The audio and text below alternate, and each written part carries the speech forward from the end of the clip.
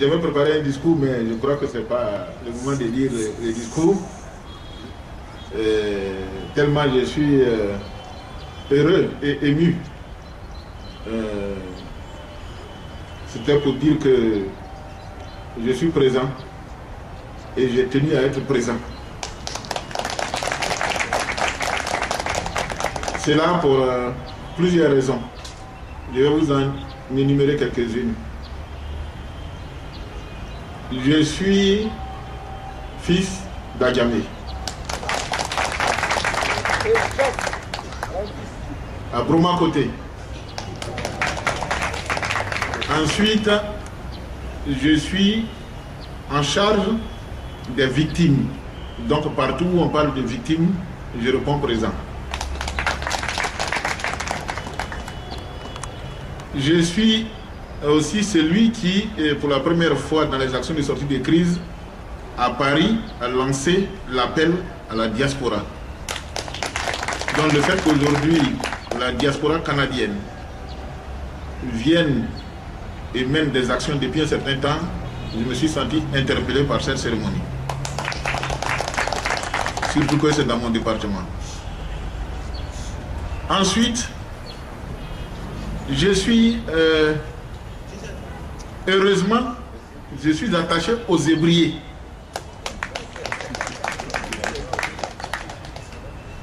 Les premiers ébriers avec qui j'ai pris contact, quand j'ai commencé à ouvrir les yeux, parce que je suis natif d'Abidjan, ce sont les ébriers d'Anokwa-Kouté à travers la famille Akeo. Et aujourd'hui, j'y compte beaucoup d'amis. Les Césaires, les Akundi, j'ai plein d'amis aujourd'hui là-bas. Même mon chauffeur, quand j'étais à Côte d'Ivoire Télécom, venait de Yanokwa-Kouté. Il s'appelle Céline Ko Jean-Marie. Ensuite, les ébriers d'Adjamé, vous ne serez pas oubliés, parce que mon tuteur que j'ai eu s'appelle Biengui Jean, paix à son âme. Il est de Adjamé, Abidjan. Et enfin, concernant les ébriers, mon épouse est ébriée.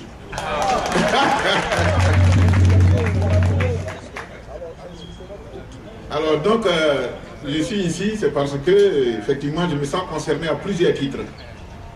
Et puis, concernant la Croix-Rouge et la Croix-Bleue, la Croix-Bleue a soigné ma tante ici, en 1968. Et elle était très alcoolique. Elle était même au bord de partir quand elle a été soignée ici. Et elle a vécu plusieurs décennies avant que le Seigneur ne la rappelle. Donc, en ce qui concerne la Croix-Bleue, je suis interpellé. Monsieur le vice-gouverneur,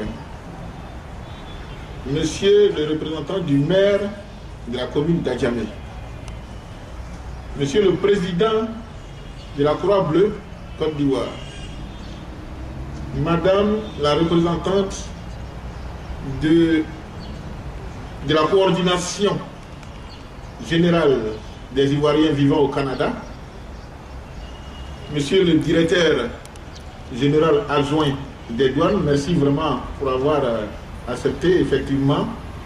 Madame a raison.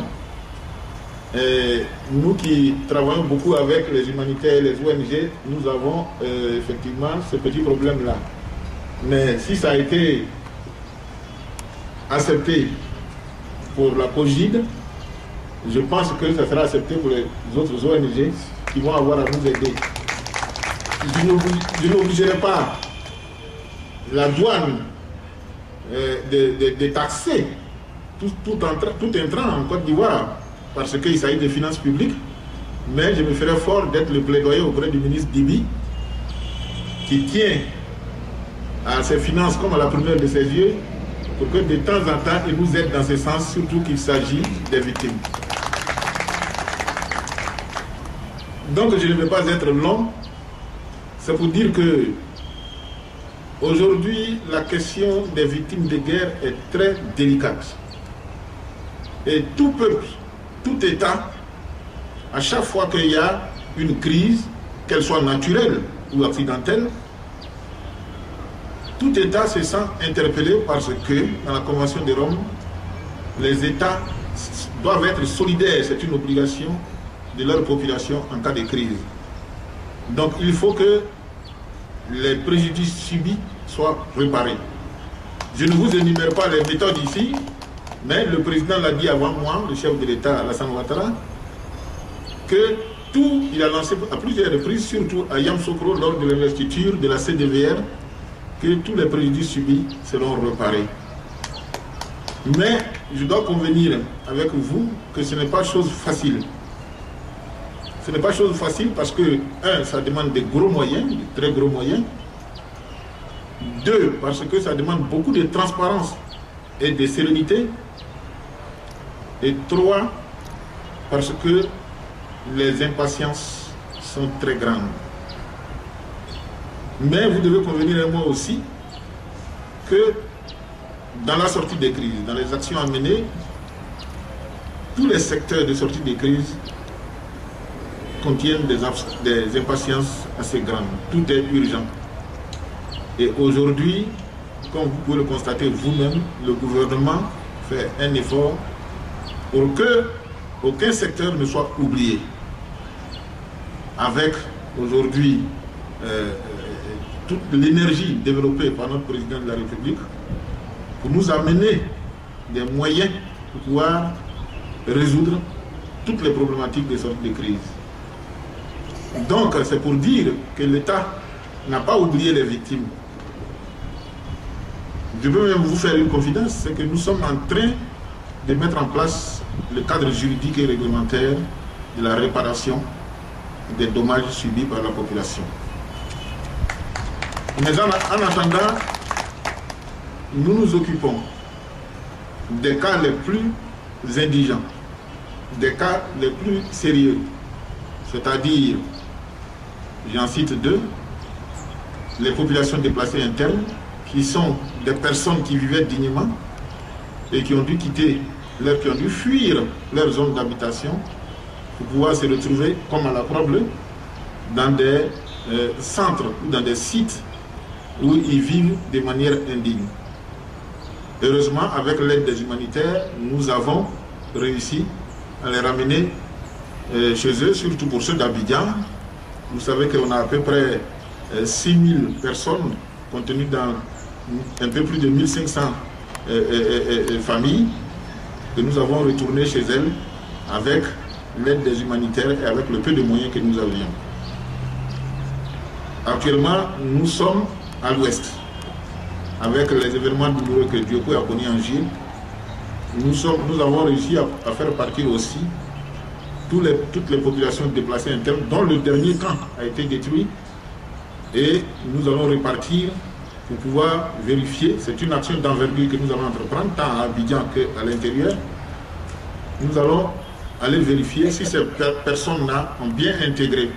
Parce que nous sommes sortis tous traumatisés de cette guerre et ce n'est pas facile pour quelqu'un qui surtout n'a pas les moyens ou bien dont le cours de la vie a été interrompu de manière inhabituelle, de reprendre ce qu'il était en train de faire quand la guerre est survenue. Donc, nous devons les aider énormément. Le deuxième cas, ce sont les cas de maladies graves. Les cas d'indigence des personnes qui ne peuvent plus rien faire sans l'aide de leur famille ou de l'État. Donc, cela aussi, avec les maigres moyens que nous avons mis en place un service d'assistance. Et ce service-là essaie tant bien que mal d'être aux côtés de ces personnes pour les aider, eux et leurs familles, à vivre. Mesdames et messieurs, c'est vraiment ce petit message que je voulais vous passer et dire qu'aujourd'hui, il faut s'armer de patience. Il faut s'armer de patience de telle sorte que au moment où nous allons avoir les moyens, ce qui ne saurait tarder, pour aider les populations sinistrées, c'est-à-dire nous tous, parce qu'on est tous sortis vulnérabilisés de cette guerre, qu'il n'y ait pas de couac, si j'ose parler ainsi, que tout soit fait dans la transparence et la sérénité, parce que si vous vous souvenez, c'est encore récent, nous avons en esprit le problème des déchets toxiques, où effectivement l'État a voulu aller vite pour contenter les populations, et malheureusement, nous assistons au fait que ça a dérapé et aujourd'hui nous avons encore, nous, qui sommes sortis de la guerre, à supporter et à résoudre cette problématique qui n'est sans doute pas finie.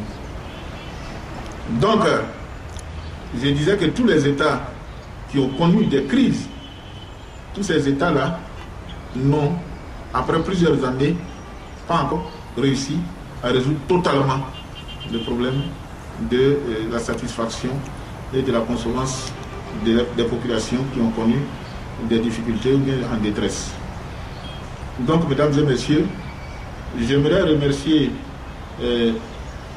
Madame la représentante et à travers elle, sa coordination, et lui dire que il ne faut pas qu'elle se fâche, ça va aller. Leurs prochaines actions, dès que nous sommes prévenus à temps, nous allons nous impliquer personnellement, afin qu'il n'y ait plus de problème à ce niveau. Et à la Croix-Bleue aussi, nous vous remercions, parce que vous faites beaucoup. Moi, c'est aujourd'hui que j'ai appris que la Croix-Bleue est une ONG. Je pensais que c'était une structure étatique qui avait des gros moyens. Or, les ONG en général, ça grappille afin de réunir les éléments. Donc vraiment, tout cet effort que vous faites pour la population, je vous en remercie. Et à toute la population et à tous les invités, je vous remercie. Que Dieu bénisse la Côte d'Ivoire. Merci d'acclamer encore le ministre. Des propos forts. Comment dire, jamais de la vie de couragement, rien. Continuons à apporter notre soutien au plus vulnérable. Le ministre salue ses parents. On dit les uns les autres, vous êtes l'autre côté.